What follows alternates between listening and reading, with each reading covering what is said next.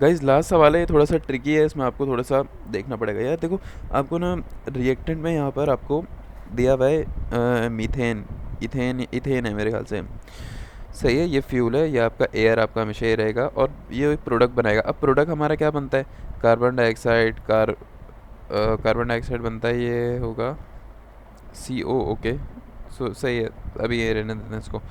Oxygen बनेगा आपका, nitrogen बनेगा आपका, H2 इन लोगों ने बताया कि यार हमें नहीं पता कितना है। अब देखो सीन ये है कि आप जो टोटल रिएक्टेंट डाल रहे हो वो कितनी डाल रहे हो, वो आप डाल रहे हो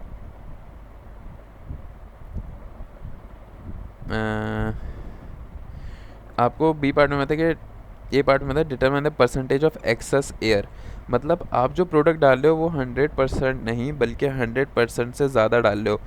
सही है, आप समझो 200% एयर डाल रहे हो। 200% का मतलब ये है कि आपने 100% थ्योरेटिकल एयर तो डाली, मतलब आपने 1 × O2 + N2 तो डाला। 100% का मतलब 1 हो गया ना, लेकिन आपने एक्सेस 1 और डाला है, इसका मतलब आपने डबल कर दिया कि आपने एयर जो है वो डबल कर दी। हो सकता है इससे ज़्यादा हो, मुझे नहीं पता कितनी है। तो इसीलिए आपका जो प्रोडक्ट आप देखोगे ना, 10% ये बन रहा है, 1% ये, 3% ये, 86%, तो 100% तो यही बन गया। तो बाकी क्या है? बाकी सारा H2O बन रहा है, बाकी सारा पानी बन रहा है। मैं इसमें कंफ्यूज हो रहा था कि यार जब ये सारे मिलके 100% बन चुके हैं तो H2O की जगह ही नहीं रही। तो मुझे पता चला कि एक्सेस एयर डली है जिसकी वजह से हमारा प्रोडक्ट में ही 100 से ऊपर परसेंटेज जा रही है हवा की, जिसकी वजह से हमारा जो प्रोडक्ट है, सॉरी रिएक्टेंट में 100% जा रही है। तो मेरे पास जो प्रोडक्ट आएगा वहाँ पर भी मेरी जो कंपोजिशंस होंगी प्रोडक्ट्स की वो 100 से ऊपर ही होंगी, मतलब जो चीज़ें हैं वो 100 से ऊपर होंगी टोटल। एक तो ये चीज़ मुझे समझ आ गई। तो सबसे पहले हम इसको स्टार्ट करते हैं, सवाल को कैसे स्टार्ट होगा इसको यहाँ पर देख लेते हैं। यार ये देखो, सबसे पहले अज्यूमिंग 100 किलोमोल, इसको छोड़ो, इसको छोड़ो। यहाँ पर ये लोग कह रहे हैं कि यार वी आर अज्यूमिंग कि ये सारे इसके मोल हैं, परसेंटेज जो है ना ये इनके मोल हैं कि इतना परसेंट है, तो मतलब 100% इसके बराबर ही होना चाहिए। इसको मैं बताता हूँ क्या है। देखो सबसे पहले क्या है, C2H6 मतलब फ्यूल, फ्यूल डाला प्लस एयर डाली। हमें नहीं पता कि कितना फ्यूल डाला, कितनी एयर डाली और कितना H2O बना। बाकी सब हमें पता है कि यार पूरे प्रोडक्ट में से 10 जो है वो हमारा ये बन गया। अच्छा, इसीलिए इन लोगों ने बोले अज्यूमिंग 100 मोल्स, क्योंकि आप परसेंटेज को इस तरह डायरेक्ट नहीं लिख सकते मोल्स में, लेकिन क्योंकि आप इसको एक रिलेशन दे सकते हो कि यार अगर इतना परसेंट चीज़ें बन रही हैं तो उनका नंबर ऑफ मोल भी आपको एक क्वांटिटी बताता है कि यार इतनी है, 10 है, 100 में से 10 ही है, तो आप इसको रिलेट कर सकते हो। CO आ गया प्लस 3 आपके पास O2 आ गया प्लस आपके पास 86 N2 डाल दिया, और आपको H2 का पता नहीं है तो आपने उसकी जगह C लगा दिया कि यार अभी फाइंड करेंगे हम। अब मेथड आप कौन सा यूज़ करोगे? रिलेशन मेथड आप यूज़ करने वाले हो। बहुत आसान है, थोड़ा सा लॉजिक लगाओ, इसको रिलेशन मेथड बोलने की ज़रूरत भी नहीं है, सीधी सीधी बात है। सबसे पहले आप देख लो, सबसे आसान चीज़ यहाँ पे नाइट्रोजन है। देखो आपको पता है नाइट्रोजन कांस्टेंट रहता है हमेशा, सही है। यहाँ पर मेरा कितना है, प्रोडक्ट में 86 N2 है, और रिएक्टेंट में मेरा N2 कितना है? रिएक्टेंट मेरा N2 है 3.76 N2 मल्टीप्लाई बाय B, इससे मल्टीप्लाई होगा। तो हमने एक्चुअली क्या निकालना है? हमने निकालना है B, सही है। तो N2 N2 कैंसिल हो गया, हमारा B बराबर है 86/3.76, जिसका आंसर है 22.87। मैंने B की जगह फ़ौरन से सवाल में ठक करके रख दिया है 22.87, सही हो गया। अब मैं क्या करूँगा? अब मैं कार्बन बैलेंस करूँगा। मैं देखूँगा कि यार यहाँ पर मेरे टोटल कितने कार्बन हैं, 10 कार्बन, और एक कार्बन मेरा ये रहा, 11 कार्बन हैं। तो राइट हैंड साइड पे मेरे 11 कार्बन हैं, लेफ्ट हैंड साइड पे मैं देखूँगा मेरे कितने हैं, 2A। C2 है ना फ्यूल में, तो A मैंने बोला कि यार इतना फ्यूल हो सकता है, इतना मोल। तो मैंने यहाँ पे क्या रखा, कार्बन से कार्बन जब मैच किया कि यहाँ पर 2 कार्बन है और मल्टीप्लाई बाय A, तो 2A हो गया।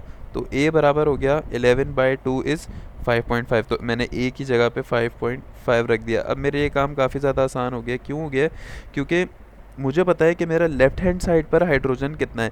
मेरा लेफ्ट हैंड साइड पे यहाँ पे देखो 6 हाइड्रोजन है और multiply by 5.5, 6 multiply by 5.5 is my hydrogen on my left hand side. Right hand side पे हाइड्रोजन सिर्फ H2O में यूज़ हो रहा है। तो मुझे पता है राइट हैंड साइड पे कितना हाइड्रोजन आ रहा है, 2 मल्टीप्लाई बाय C, सही है। तो C is equal to 6 multiply by 5.5 divide by 2, जिसको हम कह सकते हैं 3 मल्टीप्लाई बाय 5.5, जिसका आंसर हमारे पास 16.5 आ गया। अब मेरे पास H2O का भी पता चल गया कि यार 16.5 H2O है, मतलब 165% मेरे पास H2 है। ये तो बड़ी ख़तरनाक है भाई, एक्सेस एयर तो ख़तरनाक किस्म की डली है। अभी देखते हैं क्या चल रहा है यहाँ पर। हो सकता है मैंने कोई कॉन्सेप्ट गलत दिया हो, मुझे जो समझ आ रहा है मैं बता रहा हूँ, लेकिन अच्छी चीज़ है, सिंपल मैं बता रहा हूँ। तो मैंने जब सारी चीज़ों को रखा उसमें करके, तो मेरे पास ये इक्वेशन बनती है, ए बी सी सबकी वैल्यू डाल दी। अब आप गौर करोगे लेफ्ट हैंड साइड बिल्कुल बराबर है राइट हैंड साइड के, करके देख लेना। कार्बन को इससे मल्टीप्लाई कराओ, हाइड्रोजन को इससे मल्टीप्लाई कराओ, और यहाँ पर कार्बन हाइड्रोजन मैच करो, ऑक्सीजन N2 मैच करो, सब बैलेंस है यहाँ पर। इस पूरी इक्वेशन को मैं डिवाइड बाय 5.5 कर सकता हूँ, क्योंकि मुझे वैसे ही ज़रूरत नहीं है, लेकिन अगर कर लूँ तो अच्छी बात है, क्योंकि मेरे पास ना फ्यूल जो है वो 1 मोल का हो जाएगा, जिसके लिए मुझे आगे आसानी होगी। पूरी इक्वेशन को डिवाइड बाय 5.5 मतलब 5.5 कॉमन आ रहा है ना, तो भले आप रेशो रखो बराबर ही होगा अगर डिवाइड बाय 5.5 करोगे, या फिर पूरी इक्वेशन को डिवाइड बाय 22.8 कर दो, पूरी इक्वेशन को डिवाइड बाय 2 कर दो, 3 कर दो, मतलब जब हर चीज़ हो जाएगी डिवाइड बाय 3, 4, 5, तो मतलब आपकी इक्वेशन बैलेंस ही रहेगी। तो हमने आसानी के लिए पूरी इक्वेशन को डिवाइड बाय 5.5 किया, ताकि मेरे पास ये चीज़ हट जाए और ये सिंपल हो जाए। अब ये मेरे पास इक्वेशन सिंपल हो गई। अब ये मेरे पास है लंबी इक्वेशन, यहाँ पर ऑक्सीजन भी जनरेट हो रहा है, इसका मतलब this equation includes theoretical air, 100% air plus excess of air. सही है, तो ये इशू आ रहा है। अब मैंने क्या निकालना है, डिटरमाइन द एक्सेस एयर निकालनी है। तो मैं क्या करूँगा, मैं सबसे पहले ये मेरे पास दोनों के लिए है, मैं इसी इक्वेशन को कन्वर्ट करूँगा सिर्फ थ्योरेटिकल के लिए। थ्योरेटिकल में क्या होता है आपका, थ्योरेटिकल में आपका ऑक्सीजन नहीं बनेगा, कार्बन मोनोऑक्साइड नहीं बनेगा, आपका जो नाइट्रोजन है उसका कंपोनेंट चेंज हो जाएगा। देखो थ्योरेटिकल और एक्सेस में सिर्फ जो फ़र्क आता है ना वो यहाँ पर आता है, तो मतलब ऑक्सीजन पर और N2 पर फ़र्क आएगा। ऑक्सीजन हमने पहले ही काट दिया है, सही है। और तो अब इस पूरी इक्वेशन पे सिर्फ जो फ़र्क आने वाला है मेन, वो आने वाला है N2 पर। तो अब इसको देखते हैं हम इसी इक्वेशन को बेसिक फॉर्म में लिखेंगे। फ्यूल थ्योरेटिकल हमेशा बेसिक होता है, थ्योरेटिकल में आपका जो यहाँ पे कंपोनेंट है वो 1 होता है, जो थ्योरेटिकल कंपोनेंट है वो 1 है।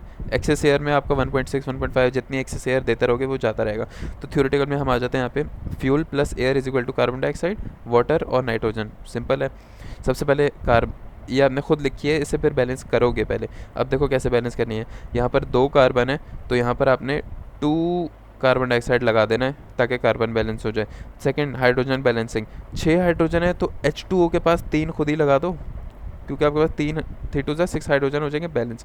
थर्ड थिंग, आपने ऑक्सीजन बैलेंस करना है लाजमी।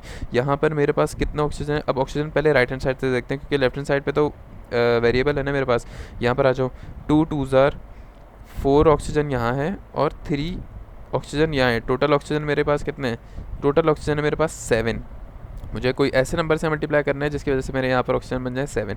तो मेरे पास यहाँ पर पहले से 2 ऑक्सीजन है, तो अगर मैं 2 मल्टीप्लाई बाय 3.5 करता हूँ तो मेरे पास लेफ्ट हैंड साइड पे भी ऑक्सीजन हो जाएंगे 7। तो मेरा Z की वैल्यू आनी चाहिए 3.5 to balance my further equation for the products. Z 3.5 आ गया, सही है। ये मैंने आपको लॉजिकली बता दिया, इन लोगों ने मैथमेटिकली सॉल्व किया हुआ है। तो Z की वैल्यू 3.5 यहाँ भी आ गई, तो Z मल्टीप्लाई किससे होगा, N2 से भी मल्टीप्लाई होगा, तो Z की वैल्यू यहाँ भी रखोगे तो आपके पास न्यू इक्वेशन बनती है, ये इक्वेशन बनती है। ठीक हो गया, ये छोड़ो, ये मैं बताता हूँ क्या किया हुआ है। अब ये आपके पास क्या, ये जब आप सिर्फ और सिर्फ थ्योरेटिकल एयर यूज़ करोगे तो आपके पास इक्वेशन ये बनेगी। तो मैं ये कह सकता हूँ, अच्छा इन लोगों ने यार डिवाइड क्यों किया है ये मुझे पता है क्यों किया है यार। इस सवाल की एक चीज़ बता रहा हूँ, बहुत ज़्यादा गौर से सुन लेना, सही हो गया। देखो मेरा ये वाली जो है ये थ्योरेटिकल प्लस एक्सेस एयर, ये वाली इक्वेशन दोनों के लिए है, सही है। तो सबसे पहले मेरे पास जो एयर है, एयर में क्या क्या चीज़ें आती है, ये मेरे पास एयर है, ये मेरे पास एयर है, गौर से देखना, मैं यहाँ पे इसको जूम इन भी कर देता हूँ। ये मेरे पास एयर है, यहाँ पे मेरे पास क्या है, नंबर ऑफ मोल्स जो कि बैलेंसिंग के लिए होते हैं, प्लस क्या आता है, प्लस मेरा क्वांटिटी ऑफ एयर। इस quantity of air for this equation includes theoretical plus excess, क्योंकि ये वाली जो मेरी इक्वेशन है थ्योरेटिकल और एक्सेस को मिला गया। जबकि अभी आपको समझ आएगा, अभी ध्यान से सुनना, जबकि ये मैंने जो इक्वेशन निकाली थी इसमें एक्सेस एयर नहीं है। यहाँ पे जो नंबर ऑफ़ एयर है वो 1 है, जो कि हम ऊपर वाले सवाल से करते आ रहे हैं। 3.5 is the number of mole to balance the equation. और यहाँ पर मेरा जो है वो क्या है, एयर, थ्योरेटिकल एयर वो 1 है। 100% एयर यहाँ पर मैं यूज़ कर रहा हूँ, यहाँ पर मैं एक्सेस एयर नहीं डाल रहा, इसीलिए मैंने यहाँ पे ऑक्सीजन और कार्बन मोनोऑक्साइड कंसिडर नहीं किया है। तो मैं इसको कैसे रिलेट करूँगा, मैं बोलूँगा कि यार मेरी जो थ्योरेटिकल एयर है, सही है, वो कितनी है, वो कितनी है 4.16 डिवाइड बाय 3.5, वो आ रही है 1.19। ये कैसे किया हमने, ये मैं आपको बता देता हूँ अभी कि क्या किया हुआ है। अच्छा यार, मैं आपको इसका लिंक समझा देता हूँ। यार देखो, मेरा जो ऊपर वाला है, मेरा जो ऊपर वाला है, इसमें मेरी टोटल एयर है, मतलब total air includes the theoretical and actual and the excess air. तो मेरी जो ये वाली टर्म है, ये क्या बता रही है, मेरी ये टर्म बता रही है कि ये जो मेरा नंबर आ रहा है 4.16 है, ये प्रोडक्ट है मेरा एयर का, which includes the both theoretical and excess air, और नंबर ऑफ मोल्स n। ठीक है ना, ये यही चीज़ बता रही है ना। क्या होता है यहाँ पर z लगा हुआ होता है जो कि नंबर ऑफ मोल्स है, और यहाँ पर थ्योरेटिकल के लिए एयर की वैल्यू 1 होती है, जैसे यहाँ पर है, सही है। और अगर एक्सेस एयर है तो ये 1 पॉइंट समथिंग होगी, ऐसा ही है। तो ये रिलेशन आपका बिल्कुल वैलिड बन रहा है। आपने निकालनी है एयर की वैल्यू, एयर कितनी है टोटल, तो आपने नंबर ऑफ़ मोल सिर्फ यहाँ से, जब आपने थ्योरेटिकल के लिए काम किया तो यहाँ से आपके लिए नंबर ऑफ़ मोल्स आपको पता चल गए थे 3.5। तो आप टोटल एयर निकालने के लिए क्या करोगे, 4.16 ये वहाँ जाके डिवाइड हो जाएगा 3.5। तो आपका जो एयर है वो कितनी एयर डल रही है, वो डल रही है 1.19% ऑफ एयर आपकी जो है वो प्रोडक्ट रिएक्टेंट में जा रही है। हमें पता है कि ऑलवेज देयर 100% जो होती है वो होती है थ्योरेटिकल, और 100 से ऊपर जितनी भी होगी वो होती है एक्सेस एयर जो हम देते हैं। तो यहाँ पर देखो ना, मतलब 119 है ना, 1.19 119 है। तो 119 का क्या मतलब है, 100 मेरी थ्योरेटिकल है और 19 मेरी एक्सेस एयर है, सही है, एक्सेस एयर 19 है। ये आपको समझ आ गया होगा क्या लिंक बन रहा है। एक बार वापस देख लें अपने हाथ से भी, इसको सॉल्व कर लेना। सर दिल से पढ़ के यार मैं भी तेज़ कराने लग गया हूँ काम। रेशो निकालेंगे, एयर टू फ्यूल रेशो, अपनी बड़ी वाली इक्वेशन का। छोटी हमने सिर्फ इसलिए लिखी ताकि हम इसको आराम से सॉल्व कर पाएँ। This is my bigger equation, और इसको हम कैसे लिखेंगे, एयर फ्यूल रेशो, ऊपर मास ऑफ एयर आएगा, नीचे मास ऑफ फ्यूल आएगा। Mass of fuel very easy, 2 multiply by carbon मेरे होते हैं 12, टोटल नंबर ऑफ फ्यूल कितने 1 है, प्लस 6 मल्टीप्लाई बाय हाइड्रोजन का 1 होता है मेरे पास। तो ये क्या हो गया, 6 plus 12 multiply by 2, easy. About the fuel air, air के लिए 4.16 मेरी क्वांटिटी ऑफ एयर है। टोटल नंबर ऑफ मोल कितने होते हैं हमारे पास, टोटल नंबर ऑफ मोल दोनों के मिला के बनते हैं 4.76, और मल्टीप्लाई बाय इनके मासेस कितने बनेंगे, 2 मल्टीप्लाई बाय ऑक्सीजन, ये तो हमें पता है 29 है कांस्टेंट, ये हमने ऊपर निकाल लिया था, इस पूरे को सॉल्व करने की ज़रूरत नहीं है। 29 इंटू 4.76, ईजी पार्ट भी। यहाँ पे हमारी सारी चीज़ें ख़त्म हो गई हैं। पहले सवाल में मैंने थोड़ी शुरू, बल्कि पहले सवाल में नहीं, समझाने में मैंने थोड़ी गलती की थी। मैंने बोल दिया था कि पहले कार्बन लेते हैं फिर ऑक्सीजन लेते हैं, जबकि ऐसे नहीं, पहले कार्बन को बैलेंस करेंगे फिर हाइड्रोजन को बैलेंस करेंगे फिर ऑक्सीजन को बैलेंस करेंगे। इसकी एक वजह ये है, जहाँ तक मुझे पता है, कि सबसे वीक कार्बन कार्बन का बॉन्ड होता है, कार्बन कार्बन सिंगल बॉन्ड होता है, सही है।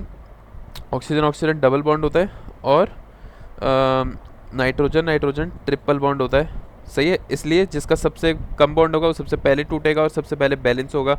नाइट्रोजन का बहुत स्ट्रॉन्ग बॉन्ड है, इसलिए ये टूटता ही नहीं है, बहुत ज़्यादा हीट पे टूटता है। अच्छा, आप बोलोगे यार हाइड्रोजन बीच में क्यों आ रहा है, क्योंकि यार हाइड्रोजन हाइड्रोजन भी सिंगल बॉन्ड तो होता है, लेकिन हाइड्रोजन हाइड्रोजन इतने क्लोजली बॉन्ड होते हैं कि वो कार्बन से ज़्यादा एनर्जी लेते हैं बॉन्ड ब्रेक करने में, इतने ज़्यादा, क्योंकि वो छोटे होते हैं, वो क्लोजली होते हैं एक दूसरे के, तो कार्बन से ज़्यादा लेंगे। दोनों सिंगल बॉन्ड है, लेकिन हाइड्रोजन को आप बाद में बैलेंस करोगे, क्योंकि हाइड्रोजन में थोड़ी सी और हीट देनी पड़ेगी, क्योंकि उनका बॉन्ड थोड़ा सा स्ट्रॉन्ग होता है। ये मेरी अपनी लॉजिक है, मैंने इसको वैसे रिसर्च नहीं किया था, लेकिन ये हो सकता है।